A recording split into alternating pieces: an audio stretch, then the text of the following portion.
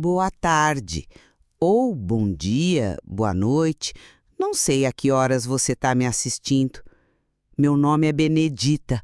Hoje tenho 79 anos. Olhando para mim agora, aqui nesta sala clara, com minhas plantas, meu tricô, é difícil imaginar, não é? É difícil pensar que não muito tempo atrás, o único som nesta mesma hora do dia era o ronco da minha barriga vazia, o silêncio. Sabe, as pessoas falam do silêncio como se fosse algo bom, tranquilo. Mas existe um silêncio que dói. É o silêncio da geladeira desligada, do telefone que não toca, da porta que ninguém bate. É o silêncio de se sentir um fantasma dentro da própria vida. Pediram que eu contasse a minha história. No começo, eu hesitei. É uma história cheia de dor, de vergonha. Mas a minha filha, a Márcia, ela me disse: "Mãe, a sua voz precisa ser ouvida. A sua história pode ser a luz no fim do túnel para outra pessoa que está no escuro agora." Então, eu respirei fundo e decidi falar, porque o meu silêncio quase me matou. E se a minha voz, mesmo assim meio gasta pelo tempo, puder impedir que outra pessoa sofra o que eu sofri, então toda a dor terá valido a pena. Eu peço que você fique comigo, que ouça o que eu tenho a dizer. Não é uma história bonita, mas eu prometo que é uma história de verdade. E no final, a gente vai encontrar um pouco de esperança juntos. Tudo começou devagarinho, como uma ferrugem que vai comendo ferro sem a gente ver. Eu sempre fui uma mulher de contas certas. Viúva, quase 10 anos, aprendi com meu falecido Antônio a viver com o que a gente tem. E o que eu tinha era a minha aposentadoria. Não era muito, não. Fruto de 40 anos debruçada sobre uma máquina de costura, vendo minha vista se cansar junto com os carretéis de linha. Mas dava para pagar o aluguel da minha casinha, que eu adorava, com a varanda cheia de samambaias. Dava para comprar comida, pagar a luz, a água, e ainda sobrava um troquinho para comprar minha lã. Tricotar sempre foi minha terapia, meu jeito de conversar com Deus. A primeira vez que senti o aperto, pensei que fosse a vida, que as coisas estavam mais caras, o tomate, a batata, a gente sabe como é. Comecei a cortar aqui e ali. O pedaço de bolo de fubá da padaria, que era meu luxo, virou um luxo mais raro. A carne virou visita na panela. Eu dizia para minha vizinha, a Elvira, uma alma boa que Deus botou no meu caminho: "Elvira, o salário da gente não acompanha o preço das coisas." E eu acreditava nisso. Era mais fácil acreditar nisso. Até o dia em que o extrato do banco veio como um tapa na minha cara. Eu fui lá, na boca do caixa, como todo mês. Quando o papel saiu, meus olhos não acreditaram. O valor que caiu na conta era quase a metade do que eu deveria receber. Eu olhei aquele papel, as letras miúdas dançando na minha frente. Tinha um monte de sigla, um monte de nome esquisito. Asabem, Masterprev e o pior de todos, empréstimo consignado. Meu chão se abriu. Empréstimo? Eu? A vida inteira fugi de dever a banco como o diabo foge da cruz. Meu Antônio sempre dizia que dívida é uma corrente que a gente mesmo põe no pé. Meu coração parecia uma escola de samba na quarta-feira de cinzas, um baque surdo e descompassado. Deve ser engano, disse a mim mesma, um erro do sistema. Na minha ingenuidade, achei que seria simples de resolver. Vesti meu melhor vestido, aquele floral que eu guardava para ir à missa, e fui ao banco. A moça, muito educada, mas com um olhar de quem repete a mesma frase 100 vezes por dia, me disse que o problema não era deles. Isso é com o INSS, minha senhora. O desconto vem de lá. E lá fui eu pro INSS. Quem já precisou sabe o que é aquilo? Um formigueiro de gente, cada um com sua dor, sua urgência. Eu esperei por horas, dias seguidos. Eu me senti um barquinho de papel no meio de uma tempestade. Quando finalmente um rapaz me atendeu, ele mal me olhou. Digitou meu CPF no computador e soltou a bomba, sem anestesia. Não tem engano nenhum, dona Benedita. A senhora tem 3 empréstimos consignados no seu nome. As parcelas são essas mesmas. Tá tudo aqui, preto no branco. Minha voz sumiu. Mas, meu filho, eu não assinei nada. Eu não pedi dinheiro nenhum. Alguém deve ter usado meus documentos, feito uma fraude. Ele me olhou com pena ou talvez com tédio, não sei dizer. Olha, senhora, isso é quase impossível. Precisa dos documentos, da assinatura. A senhora tem certeza que não assinou nada? Nenhum papel que te deram por aí? Naquele momento, uma lembrança me deu uma pontada no peito. Meu filho mais novo, o Ricardo. Meses antes, ele tinha me ligado, uma afobação na voz. Estava comprando uma casa, um sonho, ele disse. Precisava que eu fosse uma espécie de avalista moral. Foi a palavra que ele usou. Era só para constar no cadastro dele. Não me traria problema nenhum. Ele me pediu cópia de todos os meus documentos. Identidade, CPF, comprovante de residência, até um extrato da aposentadoria. Eu, boba, com meu coração de mãe que não sabe dizer não, juntei tudo numa pasta e entreguei na mão dele. É pro seu bem, meu filho, eu disse. A possibilidade me atingiu com a força de um raio, mas eu empurrei para longe. Não, meu Ricardo, o menino que eu amamentei, que eu ensinei a andar, ele não faria isso comigo. Era mais fácil, mais consolador acreditar em um ladrão sem rosto do que na traição do meu próprio filho. Eu escolhi não acreditar. Os meses seguintes foram um borrão de fome e desespero. O que sobrava da aposentadoria mal pagava o aluguel. Eu atrasava a conta de luz, a de água, a comida. A comida. Minha despensa virou um fantasma. Eu aprendi a enganar a fome com um chá de erva cidreira do quintal, sem açúcar, porque açúcar também tinha virado luxo.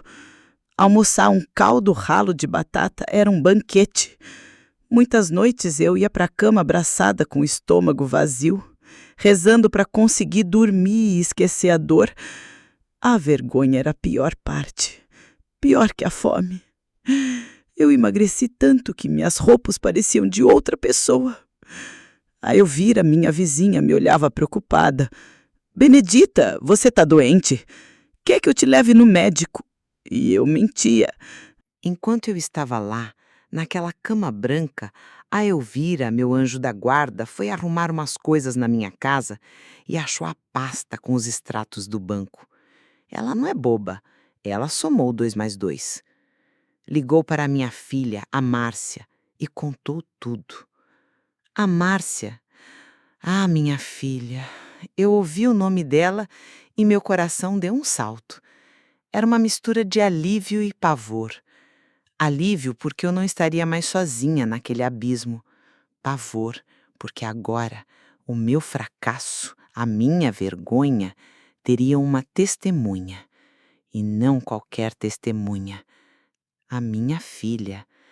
A menina que eu ensinei a ser forte, a ser correta. Ela me veria ali, reduzida a nada. Eu não sabia o que era pior, morrer de fome sozinha ou viver para encarar a pena nos olhos dela. A viagem de Márcia da cidade dela até o hospital deve ter sido um tormento. Depois ela me contou que veio com o coração na mão, a cabeça a mil, imaginando o pior, um acidente, uma doença grave. Ela nunca, nem em seus piores pesadelos, imaginou o que a esperava. Quando ela entrou naquele quarto de hospital e me viu, tão magra, com a pele amarelada colada nos ossos e o soro pingando no meu braço, o mundo dela desabou. Eu vi nos olhos dela. A força que ela sempre teve pareceu se esfarelar. Ela correu para me abraçar, um abraço desajeitado por causa dos fios e do acesso na minha veia, e começou a chorar. Um choro convulsivo, de quem guardou a dor por muito tempo. Mãe, o que aconteceu? Pelo amor de Deus, o que fizeram com a senhora? A voz dela era um fiapo. E eu, que tinha ensaiado 1000 mentiras, 1000 desculpas, não consegui dizer nenhuma. A visão dela ali, tão desesperada por mim, quebrou a casca dura da minha vergonha. A verdade começou a sair, aos pedaços, como um rio que arrebenta uma represa. Falei dos descontos, da minha ida ao INSS, do extrato que não fechava. Falei da fome. Falar essa palavra em voz alta foi a coisa mais difícil que eu já fiz. Eu estava com fome, minha filha. Cada sílaba era uma pedra que eu tinha. O confronto era inevitável. Márcia dirigiu-o até a cidade dele, a casa que ele dizia estar financiando, o sonho que ele usou para me enganar. Ela me contou depois que, ao chegar, viu que não era nada disso. Era uma casa alugada, com móveis que pareciam caros demais para a vida que ele levava. Ela o encontrou na sala, assistindo televisão como se nada tivesse acontecido. A conversa, segundo ela, começou baixa, mas a casa tremeu. Ricardo, eu vim do hospital. A mãe quase morreu. Ela jogou a pasta com os contratos na mesa de centro. Você pode me explicar o que é isso? Ele empalideceu. Tentou negar. Disse que eram fraudes, que ele também era uma vítima, que tinha usado o nome dele e o da mãe. Mas Márcia é como o pai dela. Não desiste fácil. Ela pressionou, mostrou as evidências, os detalhes que só ele poderia saber. Aos poucos, a armadura dele começou a rachar. Ele gaguejou, falou de dívidas, de um negócio que deu errado, de maus investimentos. A verdade era muito mais suja. Ele estava atolado com agiotas por causa de jogos de azar. Ele não estava construindo um sonho, estava tentando tapar um buraco que ele mesmo cavou, um buraco tão fundo que ele não hesitou em me jogar dentro para tentar sair. A confissão veio aos soluços, cheia de autopiedade. Eu ia pagar, Marcinha, eu juro que ia pagar tudo. Era só um empréstimo para eu me reerguer. Eu ia devolver o dinheiro da mãe antes que ela percebesse. Ele não entendia. Não era sobre o dinheiro, era sobre a traição, sobre me deixar passar fome enquanto ele mantinha uma vida de aparências. Márcia o ouviu até o fim, o nojo crescendo dentro dela. Mas foi um detalhe que a fez parar e gelar. Em um dos contratos, o nome da financeira era familiar e o nome da gerente que aprovou a operação com sucesso era o da nossa sobrinha, a filha da minha irmã falecida, a menina que eu praticamente criei depois que minha irmã se foi. Essa foi a segunda bomba, a mais devastadora de todas. Se a traição do meu filho foi uma facada, a da minha sobrinha foi o girar da lâmina dentro da ferida. Márcia ligou para a financeira no mesmo instante. Se passou por mim, confirmou alguns dados e perguntou pela sobrinha. A resposta foi rápida. Ah, fulana? Ela não trabalha mais aqui. Foi desligada há alguns meses por inconsistências operacionais. Estava tudo ali, a teia de aranha da ganância, tecida pela minha própria família. A menina doce que me trazia pão doce e me pedia para assinar um recadastramento era, na verdade, a arquiteta da minha ruína. Ela usou sua posição, sua intimidade comigo para facilitar o golpe do primo. Quando Márcia voltou para o hospital e me contou essa segunda parte, algo dentro de mim se quebrou para sempre. A dor era física. Eu senti falta de ar. O choro não vinha. Era um estado de choque, de vazio. O meu menino e a minha menina. Os dois. Eu me lembrava de embalar os dois no colo, de contar histórias, de curar joelho ralado. E, em troca, eles me sentenciaram à morte, em silêncio. Naquela noite, eu não dormi. Fiquei olhando para o teto do quarto do hospital e, pela primeira vez, a tristeza começou a dar lugar a uma coisa nova. Uma raiva, fria, cortante. A Benedita boazinha, a que perdoava tudo, tinha morrido de desnutrição na minha sala escura. A mulher que estava naquela cama decidiu que não ia mais chorar. Ela ia lutar. Tive alta alguns dias depois. Voltar para minha antiga casa estava fora de cogitação. Cada canto ali era assombrado pela solidão e pela fome. Fui para a casa da Márcia. Ela e meu genro, um homem de ouro, me acolheram sem perguntas. Meu quarto era pequeno, mas a janela dava para um jardim. Ver o sol nas flores todas as manhãs começou a me curar por dentro. O primeiro... Ela disse: "Quanto é?" Eu gaguejei um preço que achei justo. Ela sorriu e comprou, e me disse: "A senhora tem mãos de fada, meu filho vai ficar lindo com eles." Aquele foi o primeiro dinheiro que eu ganhei. Não era muito, mas parecia uma fortuna. Não era o valor, era o significado. Eu era capaz. Eu podia me sustentar. Naquela tarde, vendi quase tudo. As pessoas vinham, elogiavam, conversavam. Eu vira com seu jeito falante, contava um pedaço da minha história para uma ou outra cliente mais curiosa.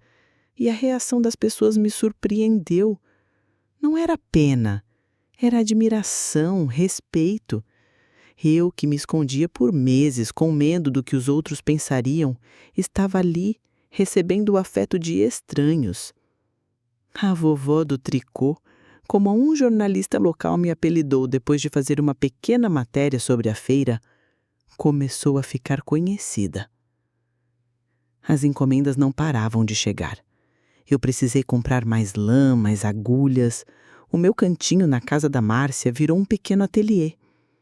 A minha vida ganhou um novo ritmo, uma nova cor. Outras senhoras da vizinhança, vendo meu exemplo, quiseram aprender. Começamos um pequeno clube de tricô na praça, nas tardes de quinta. A gente sentava, tricotava. O veredito saiu no fim da tarde. As financeiras foram condenadas por negligência e fraude, obrigadas a cancelar todas as dívidas e a me pagar uma indenização por danos morais. E o Ricardo e minha sobrinha foram condenados por estelionato. Naquele momento eu não senti alegria. Não senti vontade de comemorar. Senti um alívio imenso. O alívio de um peso que eu carregava há muito tempo. A justiça tinha sido feita. Minha dignidade, que eles tentaram pisotear, tinha sido restaurada. Com o dinheiro da indenização, eu pude finalmente ter meu próprio canto de novo. Aluguei esta casa, aqui pertinho da Márcia. Ela me ajudou a decorar, a encher de plantas. O meu clube de tricô cresceu. Hoje, nós doamos grande parte da nossa produção para maternidades e asilos. A dor que eu senti se transformou em algo bom, em calor para aquecer outras pessoas. Eu nunca mais falei com meu filho. Ele me escreveu algumas cartas da prisão, pedindo perdão. Eu as li. Mas o perdão é uma coisa complicada. Eu o perdoei na minha alma para que eu pudesse ter paz, para que o veneno do rancor não me matasse por dentro.